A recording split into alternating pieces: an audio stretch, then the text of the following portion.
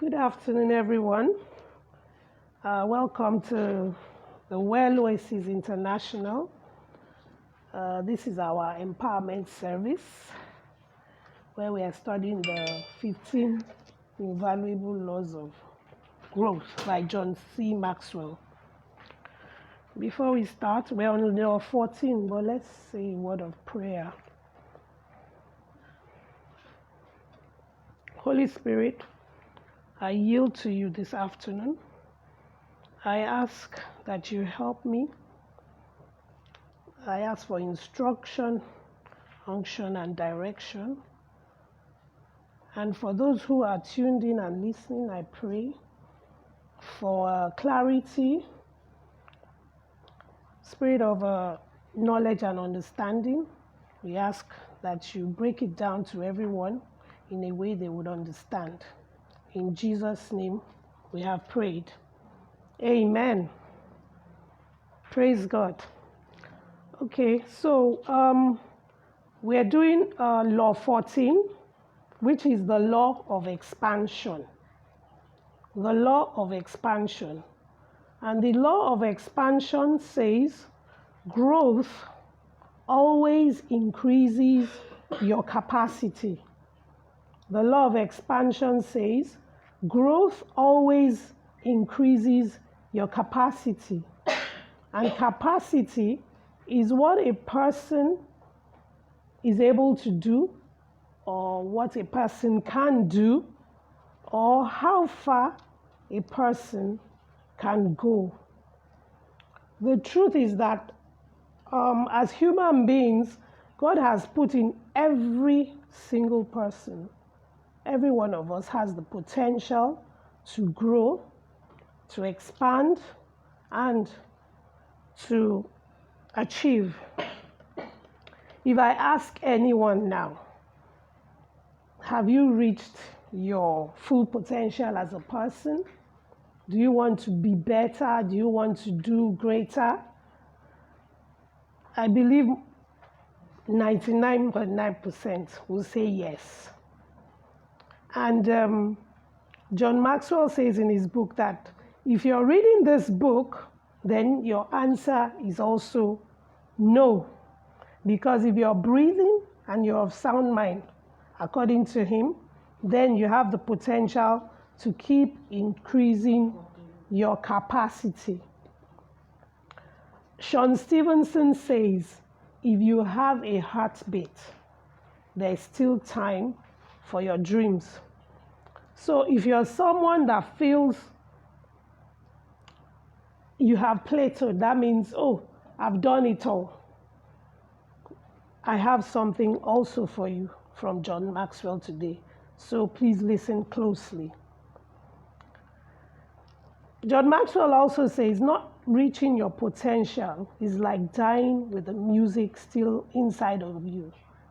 We definitely don't want that.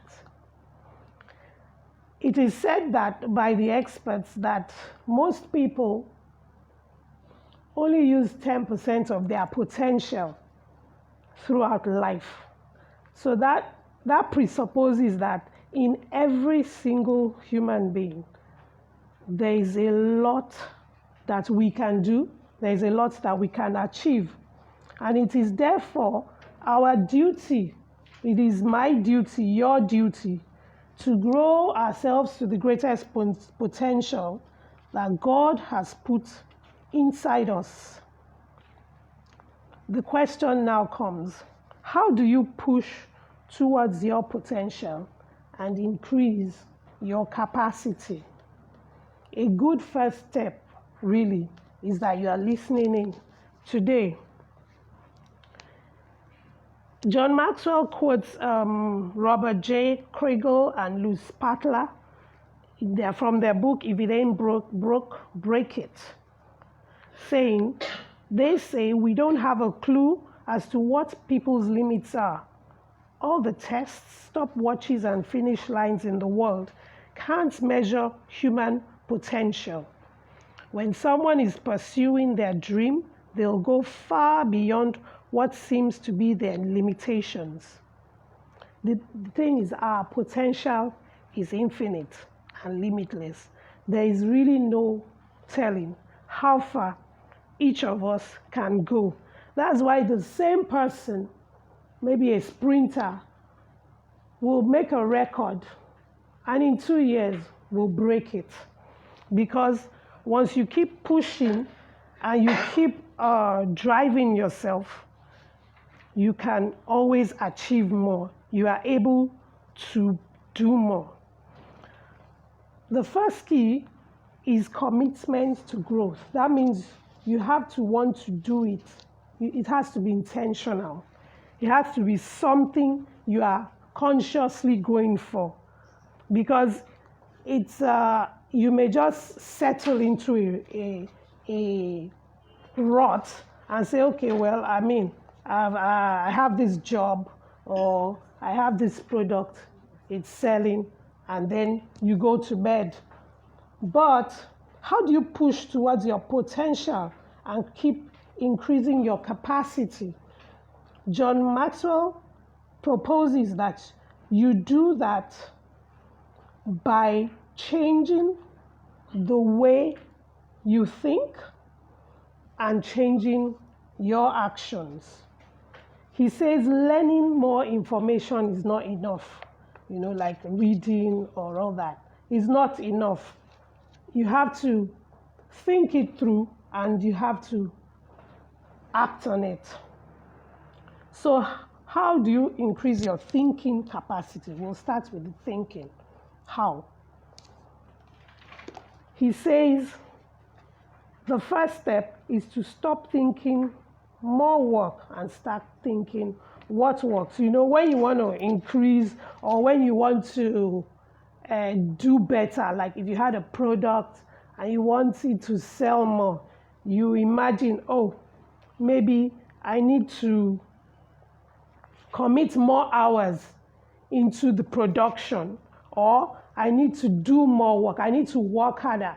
If it's a student in school, you think, I need to commit more hours into my study time. But the truth of the matter is, more hours or more work doesn't always mean more capacity. Because taking a student, for instance, there are times when your head is able to assimilate. Some it is first thing in the morning, some it's during the day, some is in the evening, some is deep at night. The typical thing will say, let's read deep till 5 a.m. from 10 p.m. But if you are not able to assimilate so much, maybe in those how many hours, 7 hours, really is more like what if early in the morning you can assimilate in 2 hours. Then working from 10 p.m. to 5 a.m. doesn't make sense. What makes sense? So you put some thought into it and you evaluate and see, when are my productive hours? When am I able to achieve more in a shorter time? And that is where you press into, instead of stretching your hours and you fall asleep, some sleep, wake up, you take coffee and all that. It's not necessary. John Maxwell says he fell into this trap early in his career. And when people would come and ask him, how do I become more successful? He would just tell them, work harder. Because he assumed that their work ethic wasn't good enough. But he learned that hard work isn't always the answer. He said he came to a few underdeveloped countries and found out that the people there work so hard and they did not achieve as much.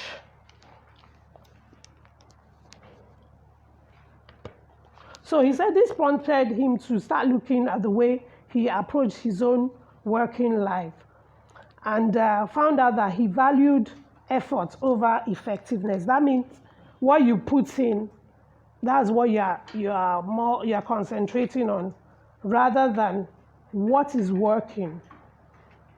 I'll give an example of most stores nowadays. A few of them say they run 24 hours.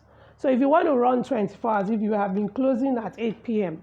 before, that means you are committing more hours. You are going to commit more staff into that. But I know a particular company that that may be working for some people, but they didn't have the resources to employ so many more people.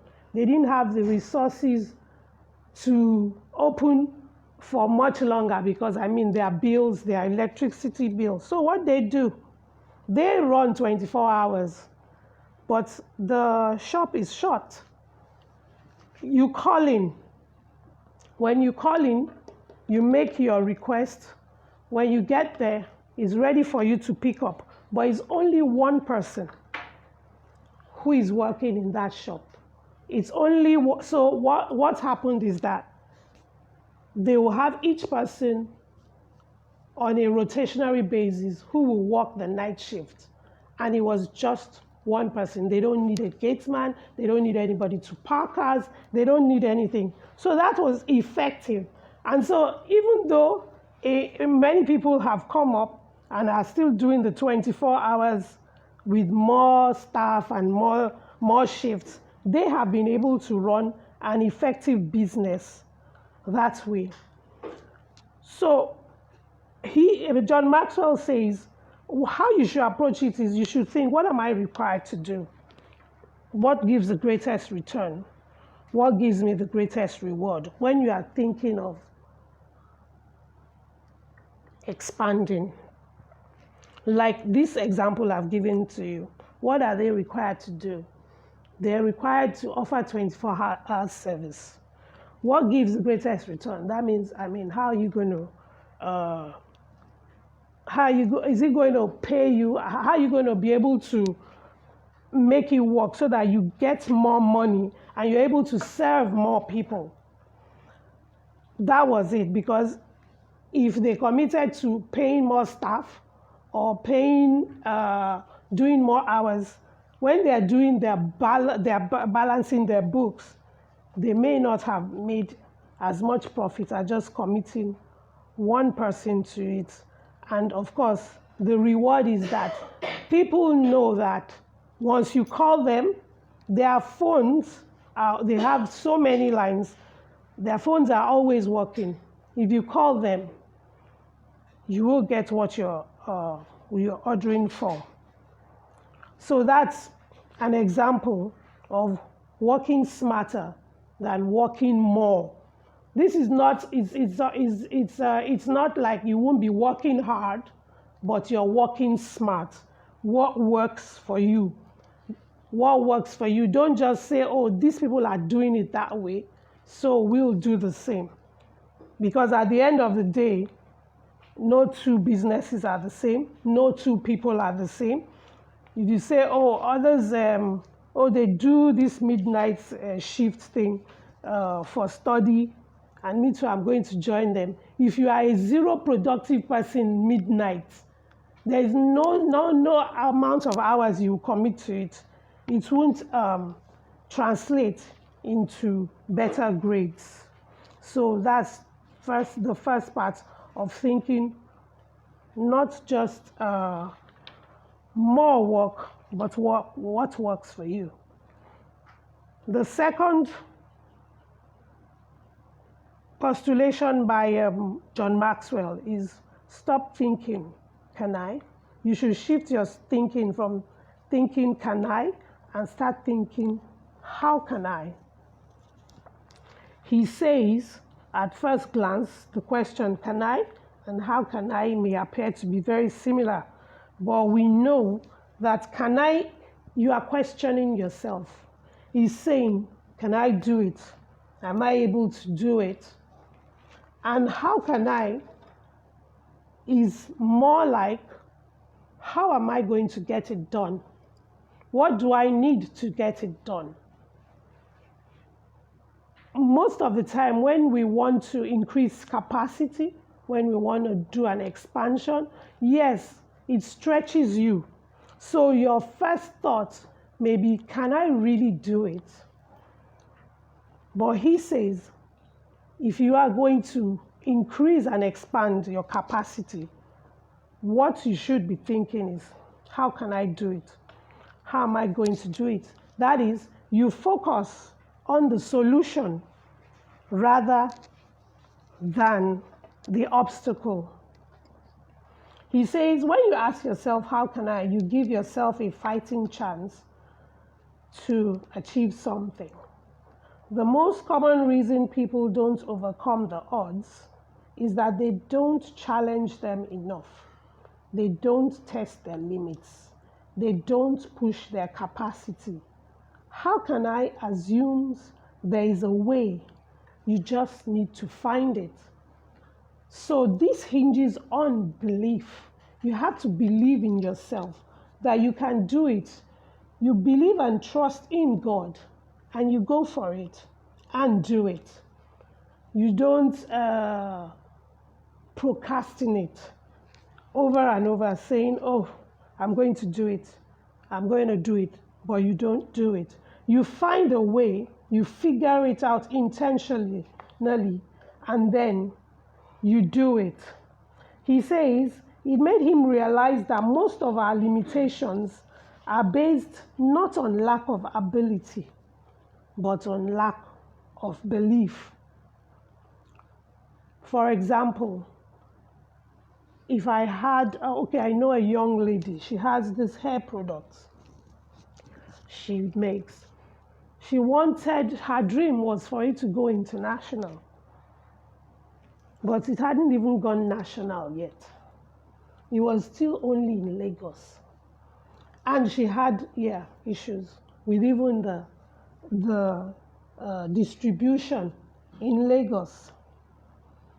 But rather than thinking, can I do it? She decided, okay, let me see how I can do it. I really want to go international. So how do people go international with their products? What do they do? She found out you can do online. You can get a partner. You can get a partner. You can go online. You can get a distributor abroad.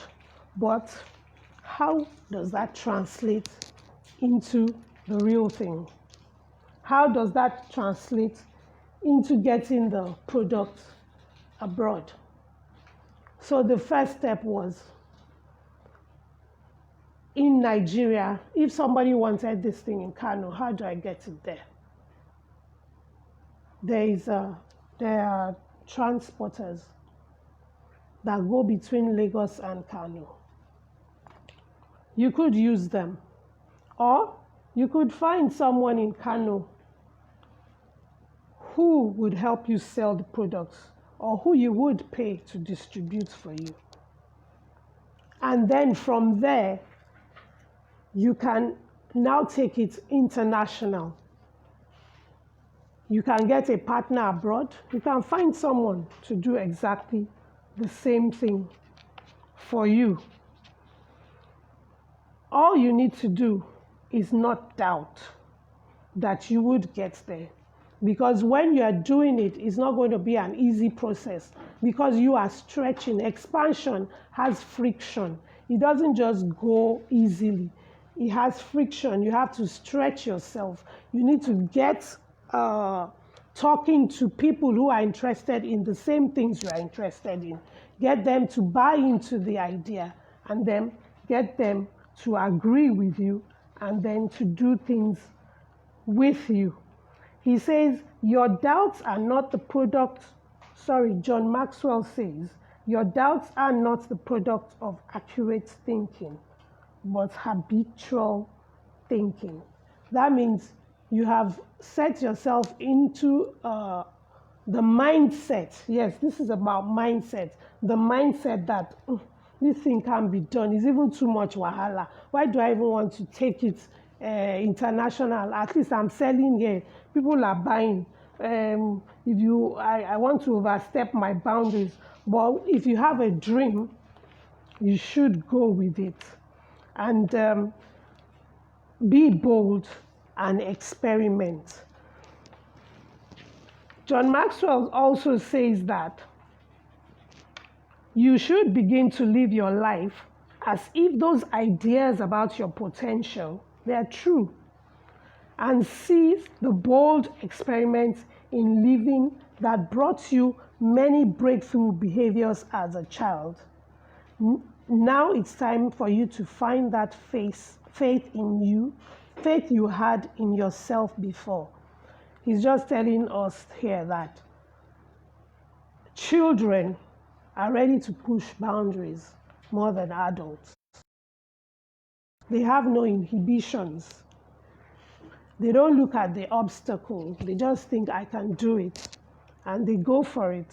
Even when a child says, oh, I want to sing at assembly, if you were a teacher, and you know the child doesn't even know how to sing. But that song that he's been singing over and over at home, even if when he's singing, it's off tune, it goes high, goes low, he goes for it all the way. That is the mindset that John Maxwell is proposing that we have in order that we can expand, that we can grow. You have to believe in yourself. And then number 2, you have to persevere. You've got to persevere because sometimes you may fail along the way. There is failure somewhere, sometimes. If you fail, it doesn't mean the end of the world. He says, as you get started, it may not look like you're making progress. That doesn't matter. Don't give up. In expansion, in increasing capacity, there is no giving up. You can't give up. All you have to do is believe in your potential. If you fail, use failure as a resource to help you find the edge to your capacities. He says, it's said that one day the great artist Michelangelo went into the studio of Raphael. He looked at one of his early drawings, considered it a moment, then took a piece of chalk and wrote the word amplius, which means greater or larger. What Michelangelo was encouraging Raphael was for him to think bigger. That's what we need to do, even when we fail. We don't lie down and die. We go bigger. I'll give you an example of a franchise I know. It's, I don't know if everybody remembers it, Chicken Licken. It was a South African chicken fast food brand that somebody brought into Nigeria.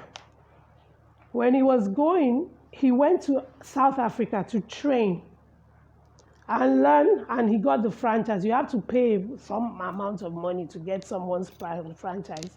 You train, and then you come back and you set it up, and you have their brand. But a couple of years down the line, they started asking for too much. This was someone who just started. Maximum then he only had 2 branches. He first started from his parents' house in Napapa and then moved to Adeola Obeku. But they started asking for too much, and there was no way he was going to be able to cope, pay that money, and still be able to successfully run the business. So what did he do? They shut it down. So to you and I, or to the ordinary person then, he was finished. He had gone to train, come back, and still the business went aground. But it didn't go down. That same Chicken Licken today is Chicken Republic. It is bigger and better, and it is all over this country. So even when you fail, you go back to the drawing board. He brought out his own ideas. It's the same chicken and rice and fries and chips, but with a Nigerian inflection. And this brand, I want us to think about them seriously, because after this discussion on the law of expansion, when you are thinking about if you have a business or if you have a product, they shut it down, but they came back. Now, even when KFC was going to come to Nigeria, they were saying, oh, KFC is going to run them aground. Sometimes KFC will set up very close to a Chicken Republic. But the difference is that if you believe in your product, if you believe in yourself, they brought out their prices slightly lower then. And then they even started doing yes, they had their own, they put their spin on even this KFC that have these buckets of chicken. They have their own buckets of chicken. So they even put their spin on everything. And they have a spaghetti meal that is even cheaper than the rice meal, with a piece of chicken, even lower. So those fast food shops, they never, ever went down. Now they're even making pies or meat pies or something. They have a pie on the side. So you see, you keep stretching, you keep expanding. You don't say, we've been able to come back. Because if you say you've been able to come back and they never thought of keeping their brand and keep on reinventing the brand, it's possible that KFC may have run them aground. But even till today, from my observation, they keep on changing their brand. And this brings me to the third point by John Maxwell, who says, and this third point says, stop thinking one door and start thinking many doors. He says when it comes to growth, you don't want to stake your future on one door. It may not open. It's much better to consider many possibilities and look for multiple answers to all of your questions. Think in terms of options. Think in terms of options. The third point is stop thinking one door and start thinking many doors. Think in terms of options. He said he made a mistake of looking for the one door early in his career. He wanted to build a great church. So he was looking for the key that would lead him to that success. But he didn't find it. So he realized that he needed to act on his dream and formulate the details as he made the journey. And that's for you and that's for me. Everybody is different. And even if there are many people in the space that you are in, if you keep on tweaking, your own business model or your own ideas, you adapt them, you will come up with something unique that would be, how you will grow. He says there is more than one way to do something successfully. The odds of arriving anywhere increase with creativity and adaptability. The odds of arriving anywhere increase with creativity and adaptability. That means you can't stop thinking about it. You can't stop thinking about how to make it better. You can't stop thinking about how to grow it bigger. Movement with intentionality creates possibilities. And D, failures and setbacks can be great tools for learning. I've already given you an example of the failures and setbacks. But another example that I would give for stop thinking one door and thinking many doors is the Ebano franchise. When they came to, before, they were just like any other, any other supermarket. They sell provisions, they sell household stuff, and that is. But when Ebano moved into Lekki Phase 1, there are so many of these supermarkets all over the place. How did Ebano get to where they are? Well, I saw it firsthand. First, they included a bookshop inside the store. They included a bookshop inside the store. And please note, it doesn't mean that you have to tie, if you want to expand your business, you have to tie, because yes, typically that's what was the restriction for most people. Because you now think, where am I going to get money to set up a bookshop? I'm still dealing with the provisions type. Now, Ebano has a bookshop, they have a household department, they have a village market, they have fast food, they have bread, they have everything. This is what they did. They knew that they had a goal. So they thought it had never been done, at least before Ebano, that a supermarket will have a village market. Everybody went to the market. You all go to the market to buy foodstuffs, to buy fruits, to buy all those things. They brought it in. So a lot of people, especially like maybe busy working people, they could go to the same place to buy the provisions and to buy pepper and to buy meat, to buy everything in one place. Then they wondered, how we get the younger people? They started a shawarma joint. Young people started coming. You are driving more traffic to the same spot. This is how they became bigger and better than everybody. They had a chicken joint. They had now they even have an ice cream place in there. They have where you can buy food, cooked food already in there.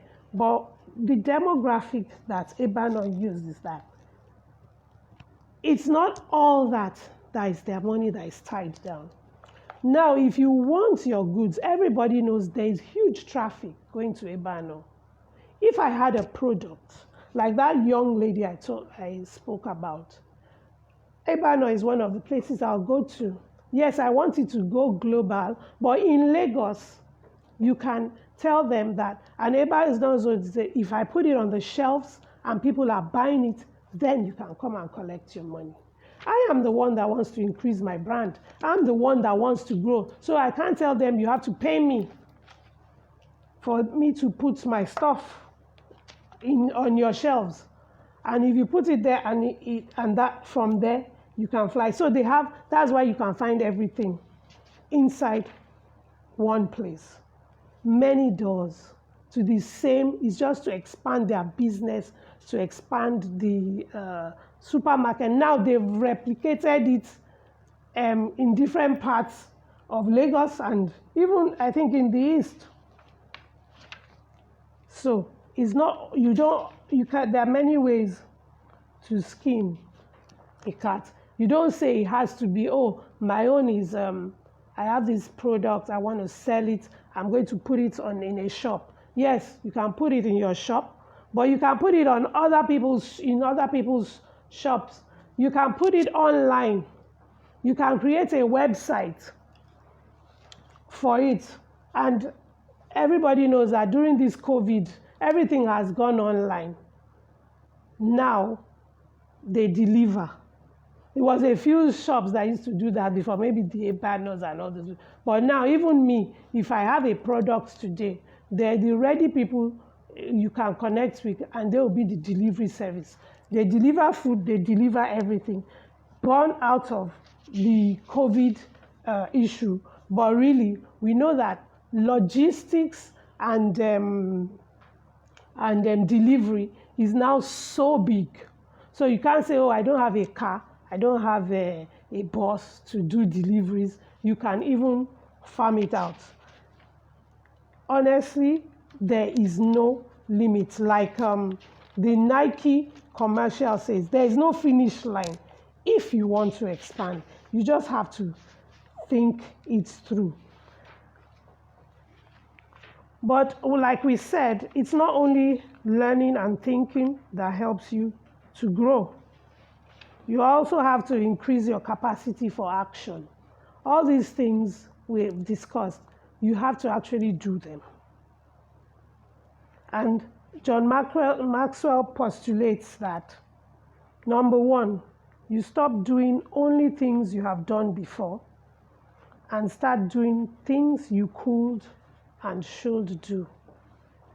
Stop doing only those things you have done before and start doing those things that you could and should do. He says the first step towards success is becoming good at what you know how to do.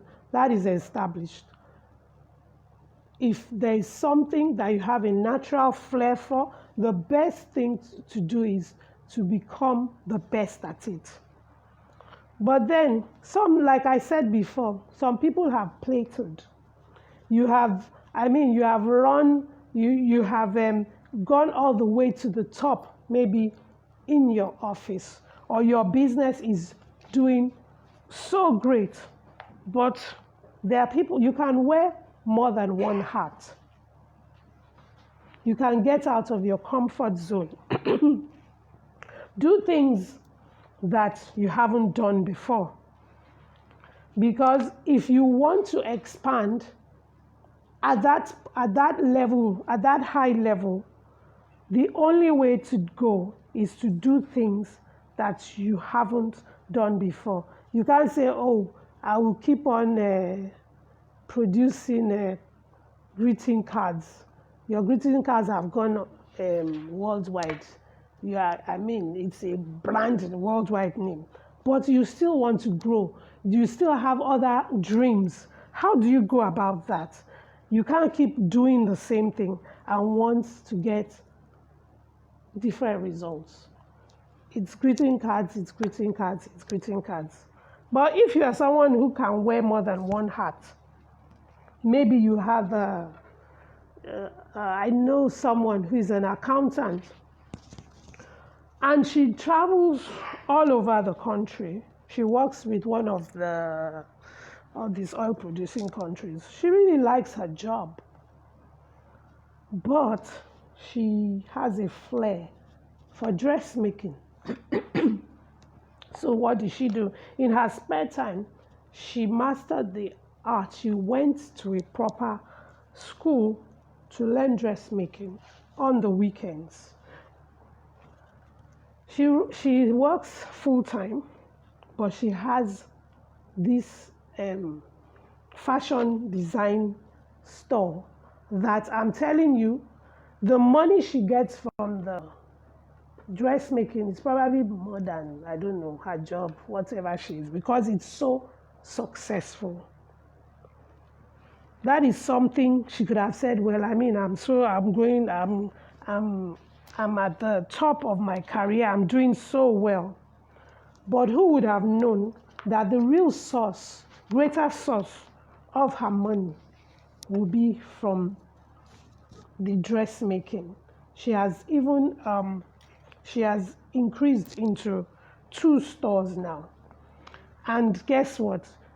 There is also the mindset of, oh, I'm a dressmaker. And that's all I'm going to do. Let people come in. Let's take their measurements, give them clothes. Last time I saw her, she has a ready-to-wear line.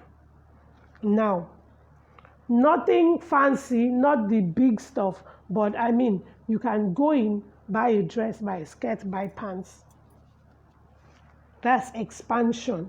You have to keep trying new things all the time. John Maxwell asks, will you continue doing what you have always done? Or will you make the leap and try new things? So I'm challenging those of you who this part of it is calling out to do, maybe there's something you've always wanted to do, something you know you can do, but you've just not taken the step of doing it or going for it. Maybe you should try that and see how it goes. Remember, even if you stutter or you stumble along the way, if you believe in it, you would achieve it by the grace of God. What we could do changes as we develop. Some we leave behind, some old things, and we take on new ones. This is an example. She has not left the old one behind, but who knows what will happen in future?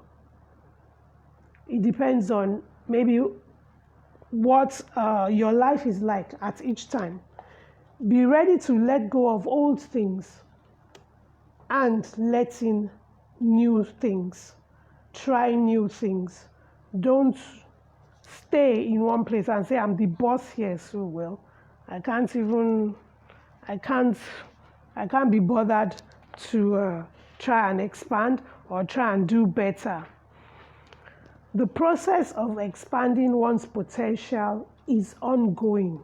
It ebbs and it flows until you die. You never know how much you are really going to achieve, how much you are going to be able to do. Opportunities come and they go. What we could do changes as we develop. So we should know that what we can do should also evolve. These examples I've given, people evolved. If you hit a brick wall here, evolve prayerfully. You would find a way. But really, you may need to let go and leave behind some old things and do new things. John Maxwell says in 1974, he became convinced that everything rises and falls on leadership. So with that conviction, he had a passion for leading. He was fired up to learn how to lead effectively and touch others. After several years, he achieved a level of comfort to lead others and teach on the subject. He said he was enjoying what he did and seeing a degree of success. But then he began to see opportunities, other things he could do. He had a chance to reach a larger audience. He reached a decision point. Should I enjoy my life or attempt to expand it? Expansion will mean leaving his comfort zone. He would have to start a business, produce teaching materials, develop people who work, but he went for it. And here we are today. We are going through his 15 invaluable laws of growth in a book he wrote. If he had said, let me just lead, not writing books, we won't be learning from this today. The process of adaptation and expansion, he says, has continued for him and still does. So you and I, there's still more we can do. He says he more recently had to learn how to use social media to expand his reach. A lot of people are doing that, but some of us are still lagging behind in that. It's to change our mindset. And there is something he said here. He said he wants to live out the words of author and pastor Norman Vincent Peale, who said, ask the God who made you to keep remaking you. Ask the God who made you to keep remaking you, because it may be that you just can't even figure it out. But you can't just stay there. You can't say, oh, well, I don't know. I tried this, it didn't work. I tried that, it didn't work. I would love to write books for children, but each time I start, I can't put it through. Yes, ask the God who made you to keep remaking you, and then act on it. The number 2 action, he says, is stop doing what is expected and start doing more than is expected. Stop doing what's expected. If you are serving someone, don't box yourself into, oh, this is my job. Anything apart from this doesn't concern me. There is a lot of that mindset nowadays in our society. If you are employed as a maybe receptionist, does that mean you should die as one? Does that mean you can't grow and become the manager of that company? How do you do that? You have to do more than is expected of you. He says, the former General Electric CEO, Jack Welch, calls this getting out of the pile. That means distinguishing yourself. Get noticed. To advance your career, you need to do and be more. Rise above average. Do more than you are asked. Ask more of yourself than even others ask. Do more than others think you should do. This is what excellence is all about. If you see someone who is whose work ethic is excellence, you can tell. They don't need to tell you. You see it, because the way and manner they go about doing those things is different. They don't say, oh, I don't want people to talk about me, and say I'm trying to become the favorite staff, or staff of the month, or staff of the year. Why not staff of the year? Why not staff of the month?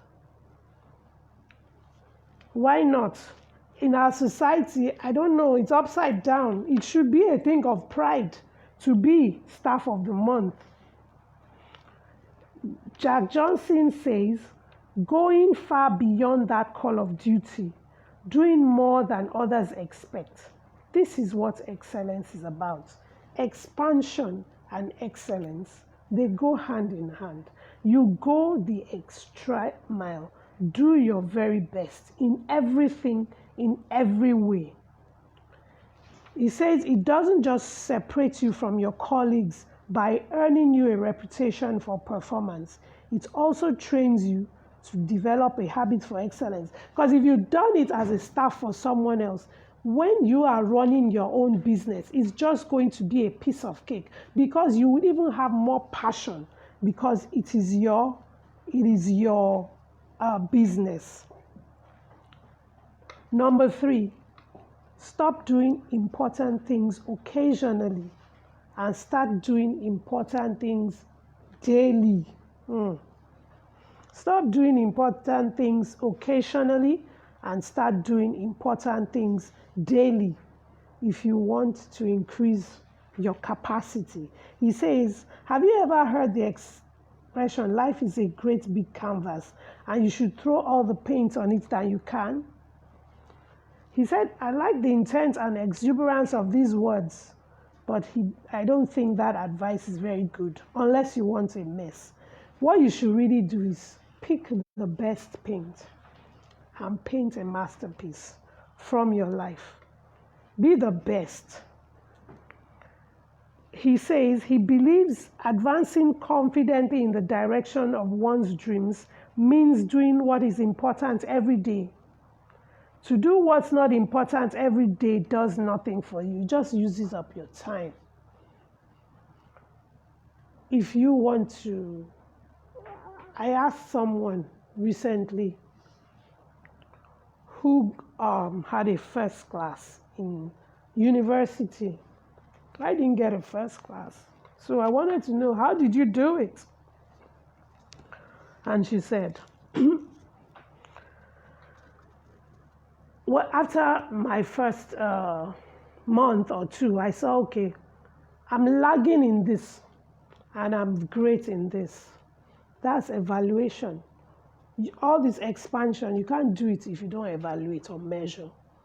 I'm lagging in this and I'm great in this. So I decided to make it rounded. I put a plan in place. Each lecture, I didn't miss a single lecture. 1. 2, I recorded every lecture. 3, I make notes from my recording. 4, I go back to my lecturer or my teacher and to get explanation on the places I don't understand. And then I make notes from that. And this was a plan that was done on a daily basis.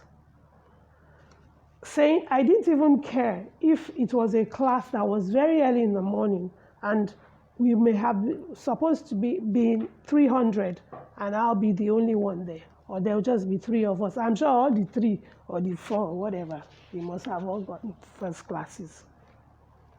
But that is it. You just have to do the important things. So you have to have a plan and do what is important every day. He tells us a story about, John Maxwell tells us about a sergeant in the army that took on these laws of expansion and worked on it. In his own case, he went to people that were subordinate to him or his employees, he went to them. He connected with them. He wanted the business to do better. So he decided, let me see if I can ginger my employees. He cared about them.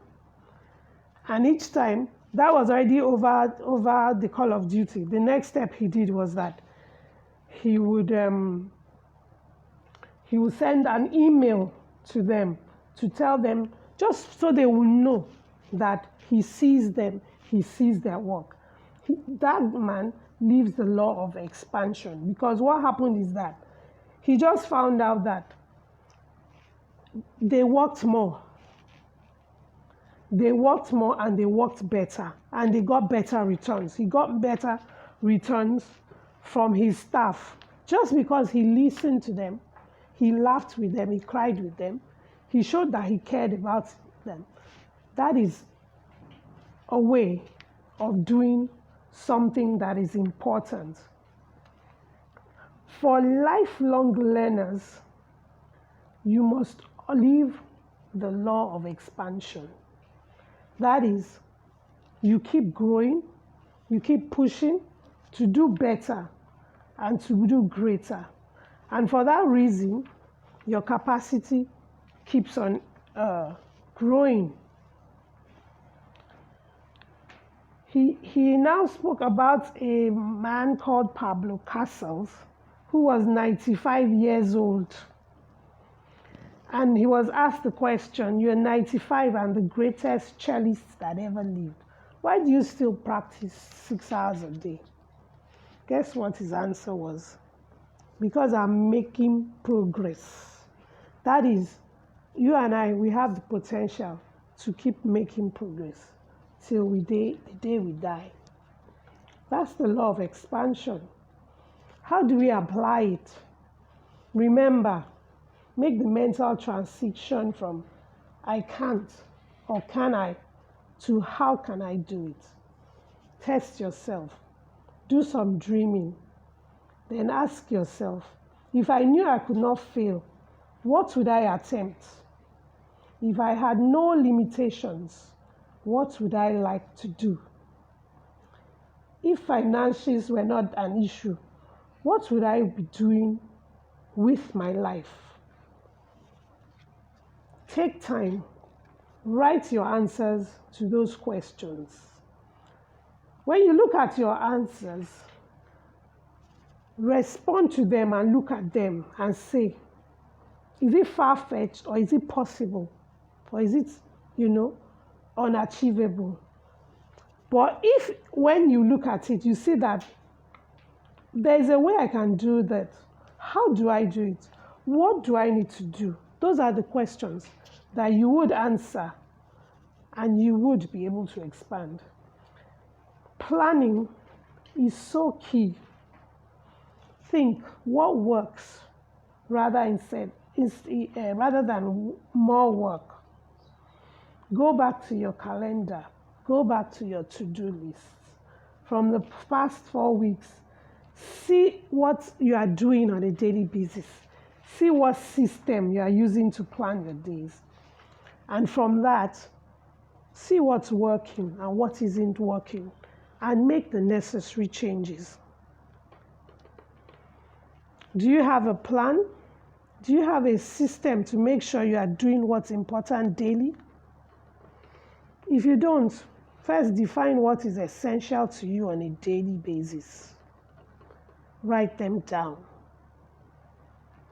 What's important to you on a daily basis? Write them down. And once you've created your own list, figure out how you manage to follow through. The way I know how to do it is to do it for the next 30 days. Once you've done it for 30 days, you have a habit which you can break. John Maxwell, on a final note, gives us his list. He says he will choose and display the right attitudes, number 1. He will determine and act on important priorities, number 2. He will know and follow healthy guidelines, number 3. He will communicate with and care for his family, number 4. He will practice and develop good thinking, number 5. He will make and keep proper commitments, number 6. He would earn and properly manage his finances, number 7. He would deepen and live out his faith, number 8. Number 9, he would initiate and invest in solid relationships. Number 10, he will plan for and model generosity. Number 11, he will embrace and practice good values. Number 12, he will seek and experience improvements. If there is any that, called out to you, you can add it to your list. But really, we should each have our own list and figure out how we will follow through each one of these priorities every day so we can stay on track and continue to expand your potential.